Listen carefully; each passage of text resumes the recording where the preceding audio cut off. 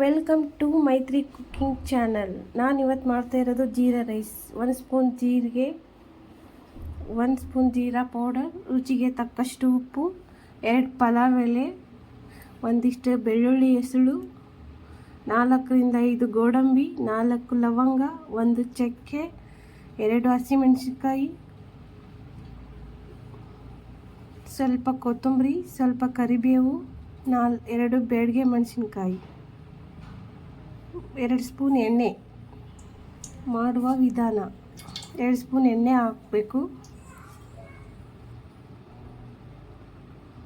1 spoon ಜೀರಿಗೆ,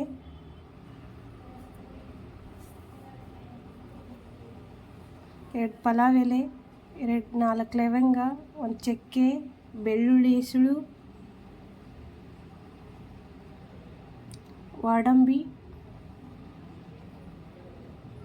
2 ಹಸಿಮೆಣಸಿನ್ಕಾಯಿ, 2 ಬ್ಯಾಡಗೆ ಮೆಣಸಿನ್ಕಾಯಿ, ಸ್ವಲ್ಪ ಕರಿಬೇವು. ಇದನ್ನು ಚೆನ್ನಾಗಿ ಬಾಡಿಸ್ಕೋಬೇಕು.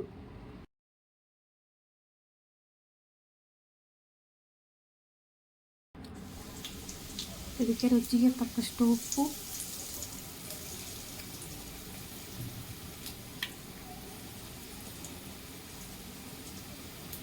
ಒಂದು ಸ್ಪೂನ್ ಜೀರಾ ಪೌಡರ್,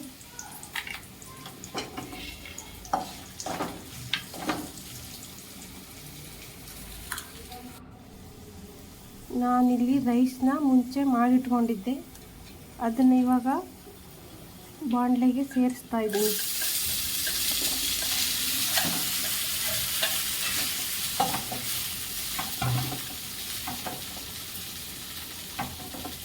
ಇದನ್ನ ಚೆನ್ನಾಗಿ ಮಿಕ್ಸ್ ಮಾಡ್ಕೋಬೇಕು.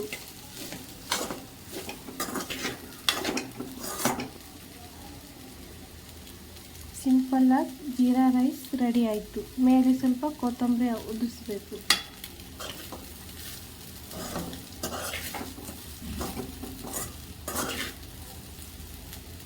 ಇದನ್ನು ಒಂದು ಪ್ಲೇಟಿಗೆ ಸರ್ವ್ ಮಾಡ್ತಾ ಇದ್ದೀವಿ. Thank you.